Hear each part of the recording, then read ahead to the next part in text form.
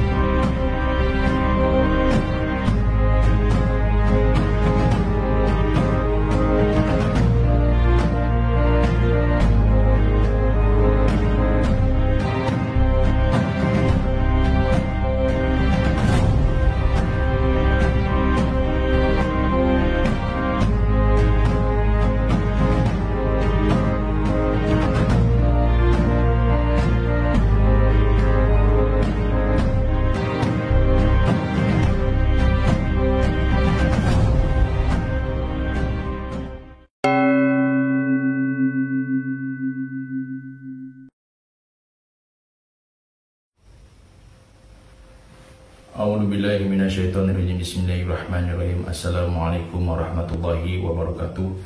Bismillahirrahmanirrahim. Ala ni'matillah. La haula wala quwata illa billah. Amma ba'd.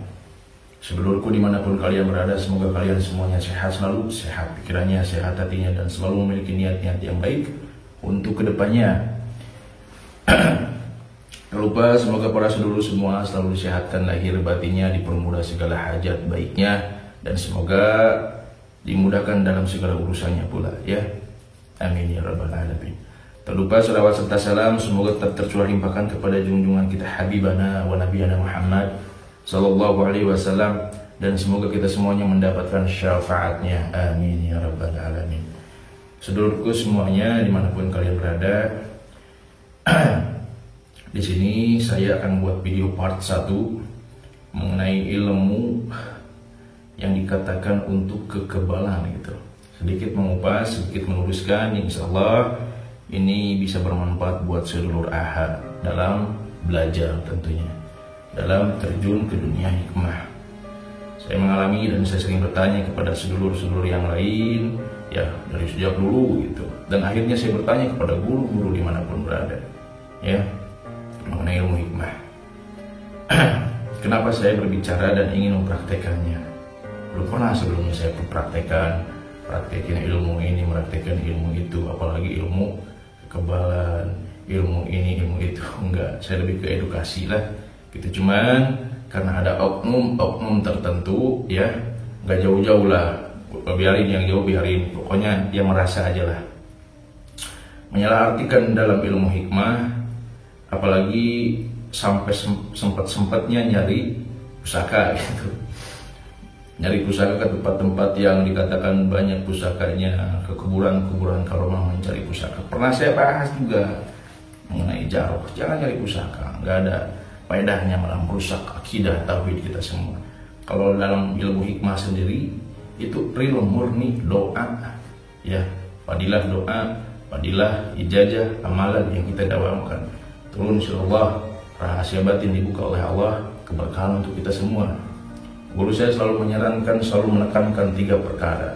Pertama, niat harus baik, amal harus baik, amaliyah kita, keseharian kita perbaiki, terus ikhlas melakukannya karena Allah Ta'ala ya, bukan semata-mata untuk merasa atau merasa hebat, atau merasa saya bisa, merasa orang lain lemah, merasa orang lain ada di bawah kita dan kita ada di atas mereka. Itu sudah menyalahi dalam kedua poin yang saya bahas tadi.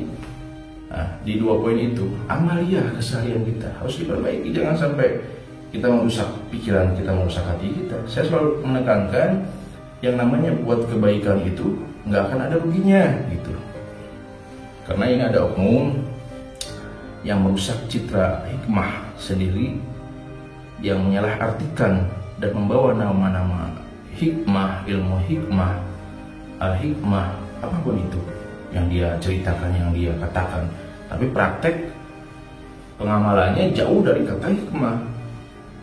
Ya, yang harus diperbaiki akhlak kita. Ya, jangan merasa hebat sendiri, jangan merasa kuat. Ya, begitu. Pokoknya ini di part 1 saya hanya ingin memberi wejangan pembukaan untuk seluruh ahad. Sebelum terjun ke dunia hikmah atau sedang mendalami, saya pun sedang mendalami, saya pun sedang belajar dan akan selalu belajar.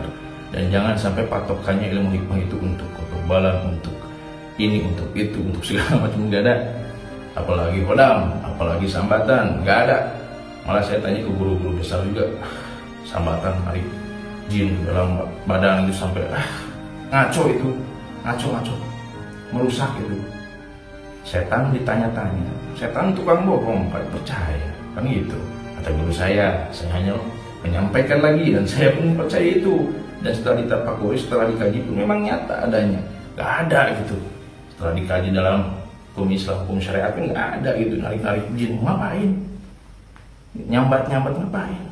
Dalam hikmah itu murni mengenalkan dirinya, mengenalkan Allah, mengenalkan diri kepada Allahnya, mengenalkan Allah kepada dirinya. Jika orang sudah mengenal dirinya, pasti akan mengenal dengan Tuhannya, Allah Subhanahu wa Ta'ala, Rabbul Alamin, Tuhan semesta alam. Kita tahu makna hidup, kita selalu baik kepada orang, berprasangka baik kepada orang, mendoakan kebaikan untuk orang banyak.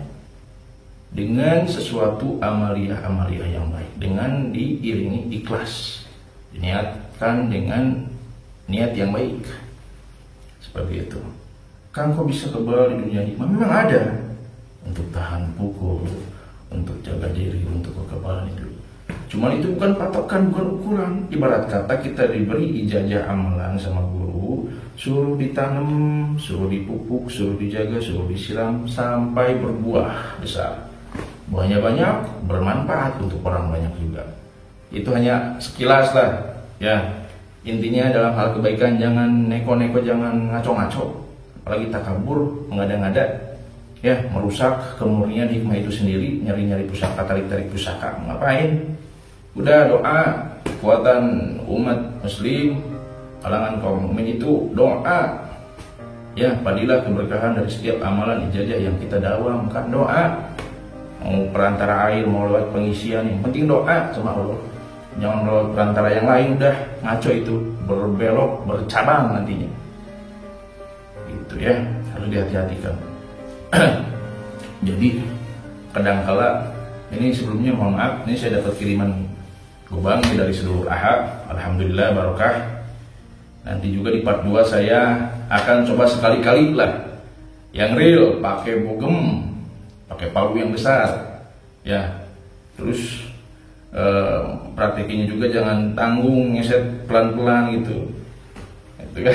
Ya ada gitu, bawa nama-nama hikmah lagi, terus segala macam lah, banyak yang seperti itu oknum. Di sini saya juga lagi belajar dan akan selalu belajar. Orang yang ditegur dalam hal kebaikan harusnya sadar, ya harusnya sadar, karena ini bentuk tanda rasa cinta, saling mengingatkan antara kaum muslim, ya apalagi kaum mukmin. Terus bangkitlah dalam kebaikan. Jadi jangan asal ngomongnya aja Kang, itu praktekin. Ini blok lubang tajam ya,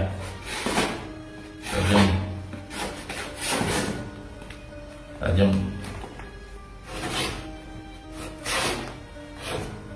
ya, bisa dilihat sendiri ujungnya Kang, baik ujungnya ya. Tajam ya, ini tajam, bahaya. Ngapain saya tanya? Tahan pukul, tahan sayatan, tahan ini, tahan itu. Ngapain gitu? Mau ngapain? Bahkan ada satu kisah, satu cerita seluruh ahad, Kang, saya ada kasus dan berhubungan dengan dunia apa sih kalau di jalanan tuh tarung lah istilahnya, tarung bebas gitu ya. Dia kebetulan dalam pengobatan juga ada kasus, salah satunya dari seluruh ahad cerita ke saya. Kasusnya gimana? memang harus ada main fisik di situ. Dia katanya Allah Kang, saya di situ hati adem, saya mengamalkan sholawat terus. Saya nggak ada rasa kebencian buat dia. Saya dipukuli Kang sama berlima gitu. Allah itu nggak ada rasa di saya, nggak ada rasa sakit Kang, malah yang ada kasihan gitu. Dia itu kayak rasa kecil gitu, semakin mengkeruh gitu. Nafsu saya memang menggebu-gebu, cuman adem aja gitu. Saya pun hanya melontarkan kata-kata yang baik untuk melerai, walaupun sebetulnya dia mau memukuli saya gitu. Alhasil gimana? Malah dia jadi ikut ke dia. Ada orang yang ada gitu, tapi itu disangka aja bohong gitu. Ada orangnya juga kayak gitu ya. Nanti di part 2 saya akan sekaligus pengisian ya, praktek sekali-sekali ya. Nanti insyaallah di part 2 akan lebih mendetail dalam prakteknya ya. Di part 2 lebih mendetail dalam praktek-praktek seperti ini insyaallah ya. Ini udah aduh, kan baru ini baru dikirim gitu untuk nanti praktek, cuman takutnya salah artikan. Ini bukan tujuan ya semuanya, ini bukan tujuan, ini hanya salah satu kecil buah. Ada namanya Raden Syair Langit, beliau orang yang luar biasa, salah satu murid Ama juga ya, pernah berguru ke Ama, mengatakan kalau ilmu seperti itu ilmu untuk mainnya anak-anak gitu. Memang ranah-ranah mereka itu hal-hal seperti itu hal biasa gitu. Jangan untuk dibanggakan, untuk merasa hebat, karena saya lihat orang-orang seperti itu adalah oknum-oknum tertentu di sekitar saya. Merasa dirinya paling hebat dalam sikapnya, dalam adab, dalam akhlaknya. Jauh tidak mencerminkan dari kata hikmah sendiri. Saya kenal orang Cirebon, guru besar. Mereka orang-orang alim, orang-orang yang lemah lembut, baik hati, ilmunya tinggi, cuma dia rendah hati, luar biasa, sopan, adabnya baik, akhlaknya baik. Enak saya juga gitu lihatnya, masya Allah ya, dijamin sama Haji, akhlaknya luar biasa, masya Allah ya, itu guru namanya. Di Banten juga sama, baik semua, guru besar, cuma ini oknum-oknumnya gitu luar biasa. Jadi jangan kalau mempraktekin ke media jangan tanggung gitu ya. Jangan tanggung itu, jangan tanggung pelan-pelan gini. Apalagi mau bawa-bawa nama hikmah, memalukan itu, mau ngapain gitu ya. Jangan tanggung. Kalau mau bawa nama hikmah jangan tanggung, mau ngapain. Saya belum pernah praktik seperti ini, belum. Cuman biar sadar aja gitu, mau ngapain ya.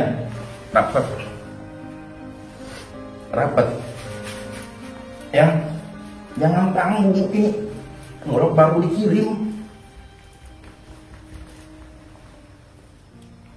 Saya bisa belajar kan? Bisa. 3 poin tadi, jangan sampai salah arti. Ini buat apa yang seperti ini?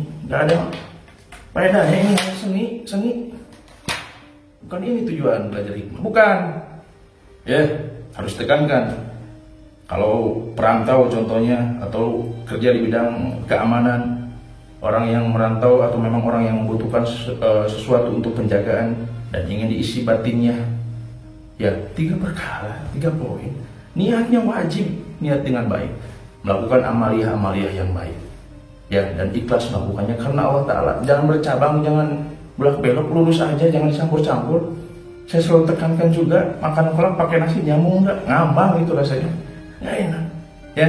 Nantilah untuk praktek-praktek seperti ini maaf kalau ada yang kurang berkenan ya, karena saya yang tahu sendiri informasinya gitu, hanya sekedar untuk meluruskan biar seluruh AHA juga jadi terpacu, dan edukasinya manfaat juga untuk para seluruh AHA itu, pengertian, keterangan dan ini dan itu, sekilas saja gitu ya. Nanti di part 2 saya akan lebih ke praktek ini sekaligus pengisian ke seluruh AHA yang ikut dengan saya sudah lama, namanya Muhammad Mukhtar, Kang Mumuh gitu, Kang Muh saya sebutnya, orang Jawi Gebang. Sebelumnya saya belum pernah, nggak ada niat, udah lama juga praktek-praktek seperti ini, nggak ada rasa. Malah guru-guru besar di sana sudah nggak praktek-praktek seperti ini, ibadah aja udah ya. Adapun dibutuhkan jadi makalah jadi, nggak ada yang sulit. Jadi hikmah itu difokuskan ibadah, tidak ada yang lain Ya, mungkin hanya itu. Nanti di part 2 saya akan lebih mendalam di praktek. Kalau intinya pengen belajar ya carilah guru yang baik, yang sekiranya amal-amalan yang memang dirasakan oleh kita pun terbawa suasananya adem, suasananya enak, pikiran jadi enak, hati jadi enak, enggak malah nafsu yang timbul. Panas Kang, saya pernah belajar ini buat penjagaan karena saya perantau gini-gini, cuman kok bawaannya panas, ibadah jadi males gitu, was-was, cemas, gelisah, pikiran jadi gak karuan. Ya apa dulu yang dimasukinnya gitu. Ya, harus hati-hati kata saya juga. Kalau mau cari guru hikmah, terjun ke dunia hikmah harus hati-hati. Karena banyak oknum-oknum yang menyalahartikan. Harus dipahami dulu ini. Gampang yang seperti ini. Izin Allah, hakul yakin. Tidak ada yang tidak mungkin bagi Allah. Dan ini pun jangan sampai jadi patokan rujukan, ini tidak ada manfaatnya gitu. Maksud tidak ada manfaatnya itu apa? Ya mau ngapain gitu, udah ibadah aja. Sekalinya kita butuh digunakan ya gunakan, sekalipun itu dalam keadaan memang terdesak.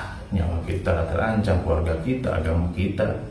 Dan karena hikmah yang dicorengkan seperti ini contohnya, saya hanya sedikit mengkupas, hanya sedikit memberikan pengertian. Ya, sekilas aja lah sebentar, nanti di part 2 lebih ke praktek. Ya, mungkin jika ada kesalahan murni dari saya makhluk yang memang dikatakan lemah. Kita semuanya lemah lah, ya, sering hilang, berbuat dosa, banyak, ini itu disengaja walaupun tidak disengaja. Ya, tugas kita memperbaiki, merevisi, belajar dan terus belajar sampai kapanpun. Ya, saya ulangi, jika ada kehilapan itu semuanya murni datang dari saya dan saya mohon maaf lahir dan batinnya. Dan jika ada kebaikan itu murni datangnya dari Allah Subhanahu wa taala. Akhirul kalam, wabillahi taufiq wal hidayah. Wassalamualaikum warahmatullahi wabarakatuh. Salam sebulan.